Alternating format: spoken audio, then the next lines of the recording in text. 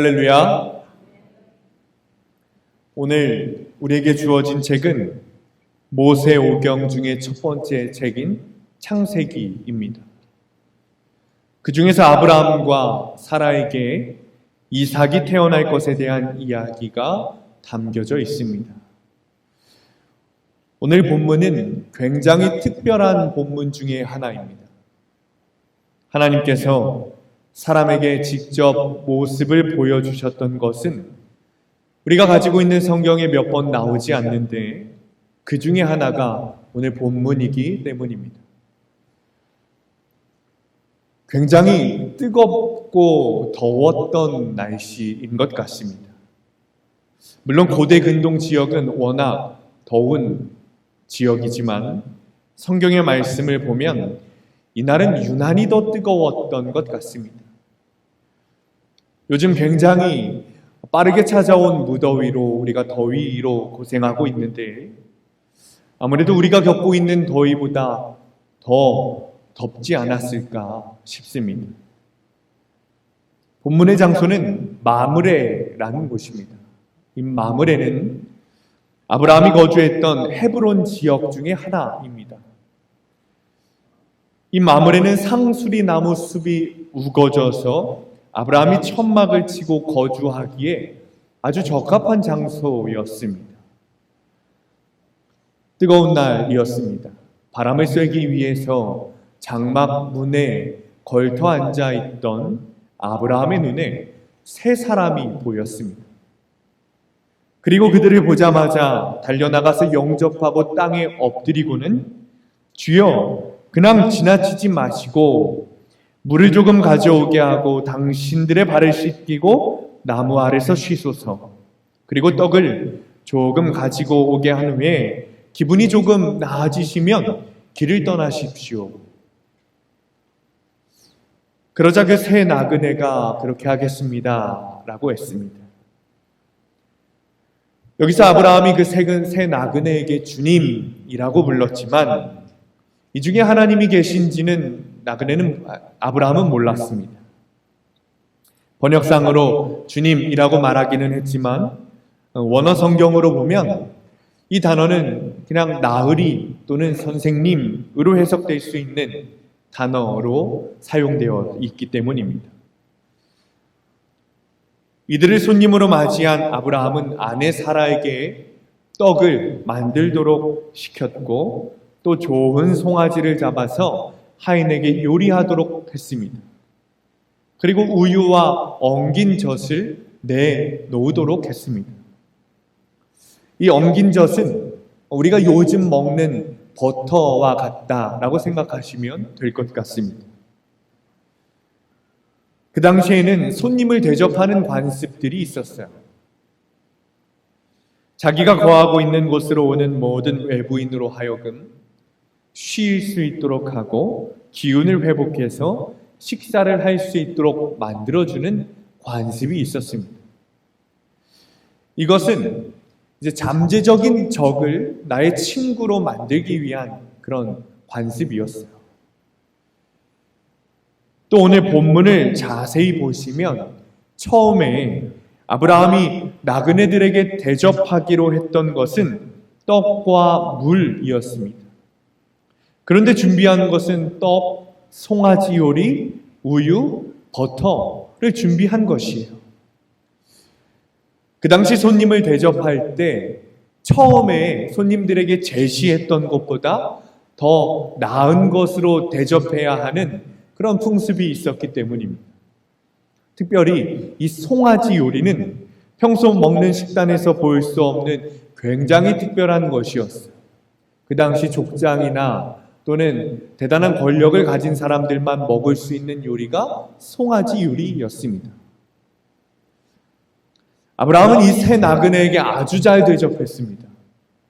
그리고 장면이 바뀝니다. 잘 대접받은 그들이 아브라함과 사라에게 내년 이맘때 당신들에게 아들이 있을 것입니다 라고 예언을 하는 거예요. 그런데 상황이 별로 좋지는 않습니다. 아브라함의 나이가 99살이고 이 사라는 늙어서 아이를 낳을 수 없는 몸이 되었기 때문입니다. 사실 말도 안 되는 이야기죠. 아무래도 이 사라도 그렇게 생각했던 것 같아요. 그래서 속으로 웃으면서 중얼거렸습니다. 나도 늙고 남편도 늙었는데 어떻게 그런 기쁜 일을 맞이할 수 있는가라는 것이죠. 그러자 그 나그네 중에 계셨던 하나님께서 그 소리를 또 들으셨는지 어찌하여 네가 웃느냐? 여호와는 능히 하지 못할 일이 없느니라 라고 말씀하시는 것입니다. 이것이 오늘 본문의 배경이에요. 오늘 본문은 두 부분으로 나눌 수 있습니다. 전반부에는 아브라함이 나그네를 초대해서 잘 대접하는 부분이 있고, 후반부에는 아브라함과 사라에게 아들이 있을 것이다 예언하는 내용입니다. 이 전반부에 아브라함이 나그네를 대접하는 내용의 말씀을 묵상하면서 생각났던 예화가 한 가지 있습니다. 미국의 대형 교회에서 실제 있었던 일입니다. 그날은 그 교회의 새로운 담임 목사님이 오시는 날이었어요. 그래서 예배당 주변에서 모든 교인들이 들뜬 마음으로 이야기하고 있었습니다. 그런데 예배 30분 전에 굉장히 냄새가 고약한 한 거지가 교회에 나타나서 주변을 어슬렁거리는 거예요. 그리고 이 교인들에게 먹을 것 좀 사 먹게 돈을 달라라고 구걸하기 시작하는 것입니다. 그 교회가 10,000명이 넘게 모이던 교회였는데 그 교회에서 단지 3명만이 그 거지에게 간단하게 인사를 했을 뿐 돈을 주는 사람은 없었다는 것이죠. 그 거지는 시간이 되어서 예배당 맨 앞자리로 가서 예배를 드릴 준비를 했습니다. 그런데 사람들이 당신은 앞자리에 앉을 수 없어요 하고 뒷자리로 몰아낸 것이죠. 그는 아무 말 없이 자리를 옮겼어요. 맨 뒷좌석에서도 사람들의 눈초리를 받으면서 예배를 드렸습니다. 앞 순서였던 찬양이 모두 끝나고 교회 장로님이 나와서 새로 오신 담임 목사님을 소개하게 되었습니다. 우리의 새로운 목사님은 예레미야 스피크 목사님입니다. 나오셔서 설교해 주시겠습니다. 그러자 모든 성도들이 환호하면서 박수치고 목사님을 환영했습니다. 그런데 목사님이 강대상에 없는 거예요. 그때 맨 뒤에서 누군가 걸어 나오기 시작했습니다. 냄새를 풍기면서 돈을 달라고 했던 그 거지가 강대상으로 올라갔습니다. 그리고 장로님으로부터 마이크를 건네받았어요. 성도들의 박수 소리는 줄어들고 온 교회가 조용해졌습니다. 모든 사람이 충격을 받은 것이죠. 예레미야 목사님은 아무 말도 하지 않고 성경을 펴고 성경을 읽기 시작하셨습니다. 이에 의인들이 대답하여 이르되 주여 우리가 어느 때에 주께서 줄이신 것을 보고 음식을 대접하였으며 목마르신 것을 보고 마시게 하였나이까? 어느 때에 나그네 되신 것을 보고 영접하였으며 헐 벗으신 것을 보고 옷 입혔나이까? 어느 때에 병 드신 것이나 옥에 갇히신 것을 보고 가서 배웠나이까 하리니 임금이 대답하여 이르시되 내가 진실로 너희에게 이르노니 너희가 여기 내 형제 중에 지극히 작은 자 하나에게 한 것이 곧 내게 한 것이니라. 그리고 목사님은 아침에 겪었던 일을 이야기하셨어요. 교인들은 고개를 들지 못하고 흐느껴 울었습니다. 사랑하는 성도님들, 주님께서 언제 찾아오실지 모릅니다. 아브라함도 당신에게 찾아온 그 새 나그네가 여호와라는 것을 알기에 대접한 것이 아닙니다. 지극히 작은 자들에게 주님께 하듯 섬기시는 성도님들 되시기를 축원합니다. 오늘 본문 후반부에는 주님께서 노년이 된 아브라함과 사라에게 아들을 낳을 것을 예언하셨어요. 그리고 실제로 그렇게 이루십니다. 14절의 말씀 그대로 주님께서 능하지 못한 것이 없음을 보여주시는 것이죠. 또 주님은 그냥 일하지 않으시고 그분의 선하심으로, 그분의 최선으로 일하십니다. 12절을 보면 사라는 여호와의 말씀에 웃었다라고 말하고 있습니다. 원어 성경으로 보면 이 웃음을 히브리어로 차하크라고 하는데 이 뜻이 희롱하는 웃음, 조롱하는 웃음이라고 해석됩니다. 굉장히 부정적인 웃음이죠. 그런데 재밌는 것은 하나님의 능력으로 아담과 사라가 낳은 아들의 이름이 이삭, 즉 웃음이라는 뜻을 가지고 있는 이름이라는 거예요. 그런데 이 이삭이라는 뜻의 웃음은 하나님의 웃음, 기쁨의 웃음이라는 뜻을 가지고 있어요. 조롱하고 희롱하는 웃음에서 주님의 능력으로 하나님의 웃음, 기쁨의 웃음으로 바꿔주신 것이죠. 주님께서 일하시면 부정이 긍정이 되고 조롱이 기쁨이 되고 불가능이 가능이 됩니다. 사실 성경에는 모든 일들이 주님의 일하심을 나타내고 있습니다. 홍해를 가르시고 마른 뼈를 살아나게 하시고 병든 자를 고치시고 심지어는 죽은 자를 살리시는 것이 주님의 능력입니다. 그리고 이 성경을 통해 우리에게 말씀하시는 거예요. 여호와께 능하지 못한 일이 있겠느냐? 이때 우리가 입으로만 아멘 고백하는 것이 아니라 우리의 삶으로 고백하시기를 축원합니다.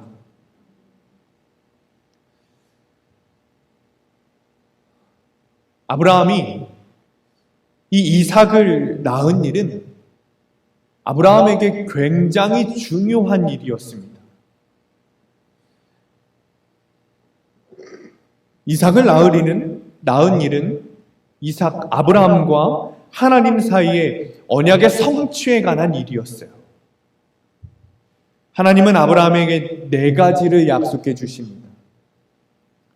큰 민족을 이루는 약속을 하셨고, 너를 축복하는 자에게 복을 주고 너를 저주하는 자에게는 저주하리라라는 약속을 주셨어요. 그리고 가나안 땅을 주어서 영원한 기업이 되게 하리라라는 약속을 주셨고, 이 언약을 아브라함과 대대 후손에게 세워서 영원한 언약이 되게 하리라라는 약속을 주셨습니다.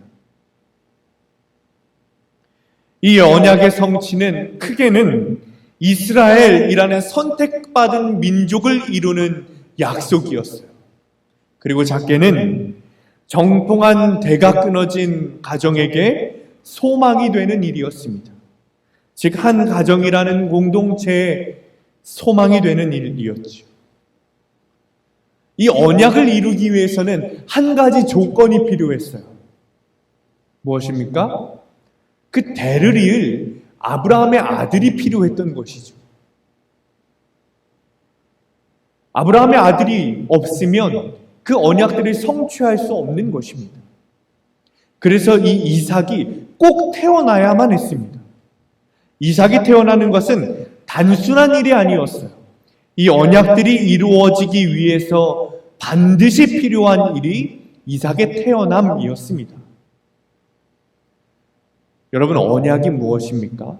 언약은 이 쌍방 간의 합의가 이루어진 계약을 말합니다. 단순한 약속이 아니에요. 이 언약을 파기할 때는 그만한 대가가 있어야 합니다. 이삭이 태어날 것에 대한 예언은 언약이 성취될 수 있는 조건 중에 하나였습니다. 주님께서는 반드시 이 일을 하셔야 했고, 무슨 일이 있어도 시급하게 반드시 이루어져야 하는 일이 이삭의 태어남이었습니다.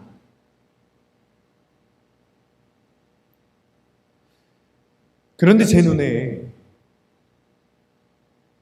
이삭이 태어날 것에 대한 예언보다 더 눈에 들어오는 구절이 하나 있었어요. 그것은 이삭이 태어나기 전에 주님께서 하신 일이었습니다. 9절입니다. 우리가 함께 읽습니다. 시작! 그들이 아브라함에게 이르되 내 아내 사라가 어디 있느냐 대답하되 장막에 있나이다. 여호와께서 아브라함에게 물어보시는 거예요. 네 아내 사라가 어디 있느냐? 이 물음이 정말 사라가 어디 있는지 몰라서 물어보시는 게 아니었어요. 본문 전체를 보면 이 나그네들이 아브라함과 사라를 처음 마주하는 것 같아 보입니다. 그런데 사라의 이름을 알고 있어요. 그들은 그러니까 이 세 나그네는 사실 일부러 사라를 찾아왔다는 말이에요. 그리고 사라에게 하고 싶은 말이 있었던 거예요. 분명한 목적을 가지고 사라를 찾아온 것입니다. 세 나그네, 특별히 주님께서는 아브라함의 가정에 찾아오신 목적이 이 아브라함에게 있었던 것이 아니라 아내 사라에게 있었던 것이죠. 조금 전에 말씀드렸다시피 이삭을 낳을 것에 대한 예언은 굉장히 중요한 일입니다. 주님께서 반드시 이루셔야 하는 약속 중에 하나였어요. 그런데 이것을 오늘 아브라함에게 찾아오셔서 말씀하실 이유는 없었습니다. 왜냐하면 아브라함에게는 이미 그 이전에 이삭에 대해서 말씀을 해 주셨기 때문입니다. 오늘 본문의 앞장인 17장 16절입니다. 제가 읽어드릴게요. 내가 그에게 복을 주어 그가 내게 아들을 낳아주게 하며 내가 그에게 복을 주어 그를 여러 민족의 어머니가 되게 하리니 민족의 여러 왕이 그에게서 나리라. 오늘 본문 이전에 이미 주님께서는 아브라함에게 찾아오셔서 너에게 아들이 있을 거야 라고 말씀하셨어요. 오늘 나그네로 위장을 하고 오셨는지 아니면 그냥 오셨는데 이 아브라함이 잘 알아보지 못했는지는 모르겠지만 주님께서는 아브라함에게 오실 목적이 없었어요. 물론 본문 뒷부분에 18장 16절부터 아브라함에게 소돔과 고모라의 멸망을 말씀해 주십니다. 그러나 이것은 아브라함에게 찾아오신 본래의 목적이 아니었어요. 18장 17절을 보면 주님께서 이렇게 말씀하십니다. 여호와께서 이르시되 내가 하려는 것을 아브라함에게 숨기겠느냐. 그러니까 이 17절의 뉘앙스는 이렇습니다. 아브라함이 이 새 나그네가 다시 돌아가려고 하니 배웅을 나간 거예요. 따라 나갔습니다. 아마도 배웅하러 나가던 중에 나그네들과 아브라함이 간단한 이야기를 나눴겠죠. 그런데 이 나그네들이 자신의 조카가 있던 소돔으로 간다는 것 아닙니까? 그러자 아브라함이 물어본 거죠. 왜 소돔으로 가십니까? 자신의 조카 롯이 이제 있는 소돔으로 간다고 하니 조금 궁금했던 것이죠. 그러자 주님께서 말씀하시는 거예요. 내가 하려는 것을 어찌 아브라함에게 숨기겠느냐 하면서 이 소돔과 고모라에 대해서 말씀해 주신 것이죠. 하나님께서 아브라함을 신뢰하기 때문에 말씀해 주신 거예요. 그러니까 이 소돔과 고모라에 대한 내용은 하나님께서 오신 주된 목적이 아닙니다. 본문의 문맥과 내용으로 볼 때 하나님께서 아브라함과 사라를 찾아오신 목적이 분명합니다. 그것은 이 사라를 만나러 오신 거예요. 하나님께서는 왜 사라를 만나러 오신 것입니까? 이미 아브라함은 17장에서 하나님께 아들이 태어날 것을 들었습니다. 17장 17절을 보니 아브라함 역시 사라와 동일하게 웃었어요. 그리고 역시 의심했습니다. 그러나 하나님께서는 다시 한번 너에게 아들을 줄 것이야 라고 확신하셨어요. 그리고 언약을 상기시키셨습니다. 그리고 아브라함은 그 하나님의 말씀에 순종하여서 그의 집에 있는 모든 남자들에게 할례를 행했습니다. 이 할례라는 것은 그들이 그 안에 있는 모든 남자들이 하나님의 언약 공동체의 일원이라는 증거였습니다. 즉 하나님께서 아브라함과 언약하셨고 그 언약에 대한 증거로 모든 남자들에게 할례를 행한 것이에요. 또 그들은 할례를 행함으로 인해서 하나님의 언약 공동체라는 것에 자신이 동의하게 된 것이죠. 하나님께서는 이제 본인이 아브라함에게 말씀하셨던 그 언약을 실행시키기만 하시면 됐어요. 그 첫 번째 실행으로 아브라함에게 아들 이삭을 주시면 되는 일이었습니다. 그런데 하나님은 그렇게 하지 않으셨어요. 하나님의 눈에는 그 언약을 아직 듣지 못했고 아직 그 언약에 동의하지 않은 마지막 한 사람이 보였어요. 그 마지막 한 사람이 바로 사라였습니다. 우리가 보기에 사라를 만나주실 이유가 없습니다. 아브라함의 집안의 모든 남자들이 할례를 받았어요. 99%가 다 동의한 것이죠. 또 그 당시에는 여자보다 남자들이 주체되는 것이었고 더 중요했습니다. 사라를 만나실 이유가 하나님께서는 없으셨어요. 주님께서 하시기로 한 그 일을 그냥 진행하시기만 하면 되는 일이었습니다. 그런데 주님은 그렇게 하지 않으셨어요. 마지막 한 사람 사라까지 주님은 그들의 공동체라고 생각하셨던 거예요. 그렇기 때문에 주님은 마지막 남은 한 사람, 사람들이 보기에 중요하지 않은 것 같은 남은 한 사람까지 직접 만나주시고 터치해 주시기 위해서 친히 찾아오신 것입니다.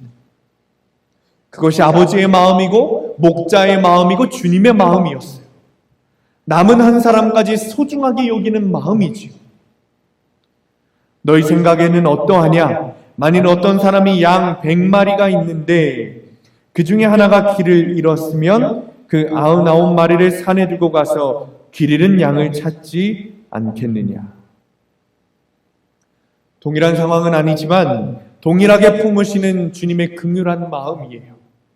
그것을 넘어서서 아브라함과 이스라엘이라는 언약 공동체에서 어느 누구도 버리지 않으시고 품으시기 원하시는, 그리고 하나의 공동체로 세우시기 원하시는 하나님의 마음이죠.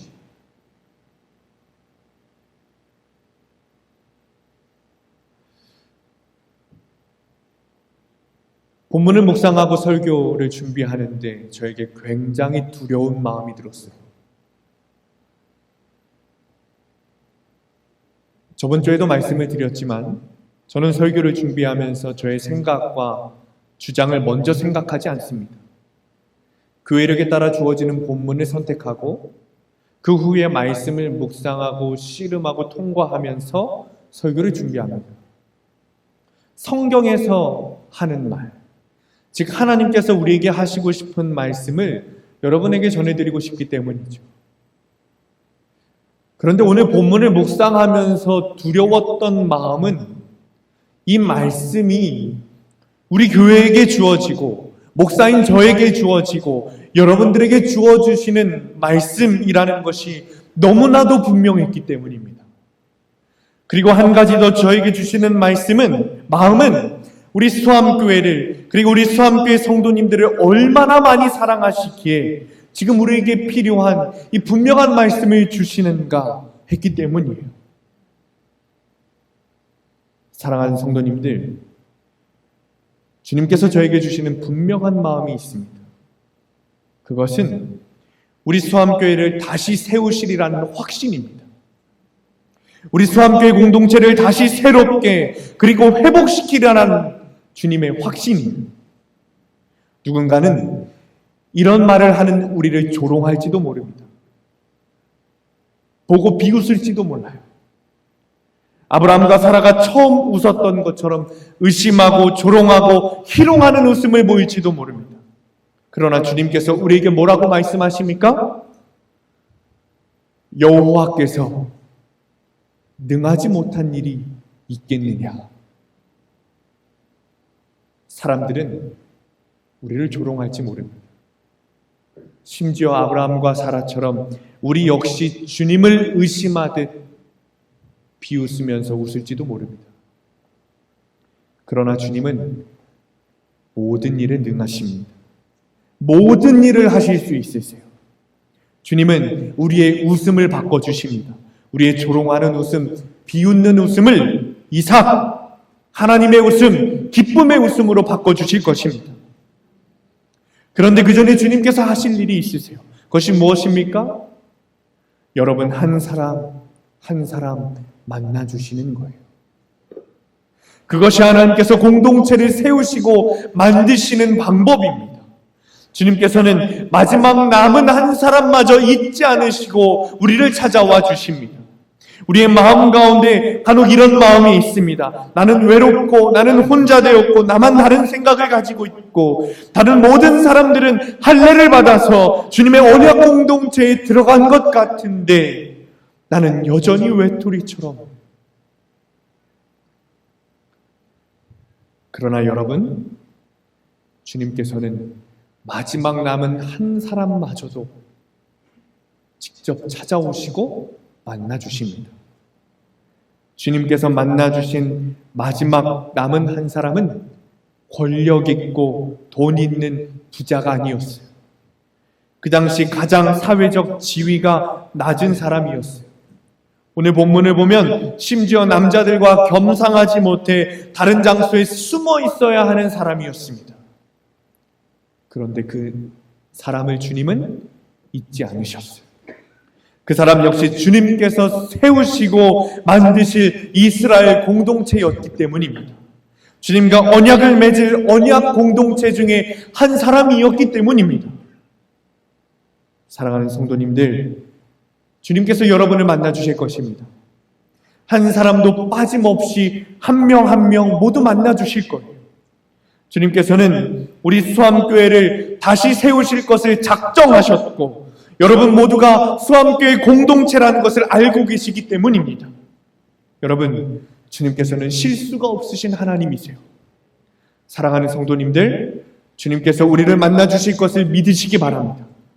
또 역시 나도 마지막 남은 한 사람인 나도 주님께서 만나주실 것을 믿으시기 바랍니다. 주님께서는 여러분 한 명도 빠짐없이 주님의 공동체로 다시 세워주실 거예요. 아무도 소외시키지 않으시고 한 명도 낙오시키지 않으시고 우리를 다시 하나님의 공동체로 세워주실 것입니다. 한 가지 바라는 것이 있다면 주님께서 여러분을 만나주셨을 때 사라처럼 조롱하는 웃음, 비웃는 웃음을 짓는 것이 아니라 주님의 말씀에 순종하는 여러분들 되시기를 축원합니다. 제가 새벽마다 꼭 하는 기도가 있어요. 주님, 우리의 기도 가운데 우리의 뜻이 아니라 주님의 뜻대로 응답하여 주옵소서. 또 그 응답에 순종하며 살아가게 하옵소서. 저 스스로 하루하루를 그렇게 살아가고 싶게 하는 기도예요. 여러분, 주님께서 우리를 회복시킬 것을 믿으시기 바랍니다. 또 주님께서 우리를 회복시키실 때 한 명도 빠짐없이 우리를 만나 주실 텐데 그때 주님께서 하시는 말씀에 우리의 생각, 우리의 뜻을 관철시키려는 것이 아니라 주님께서 하시는 말씀에 순종하게 되는 여러분들 되시길 간절히 축원합니다.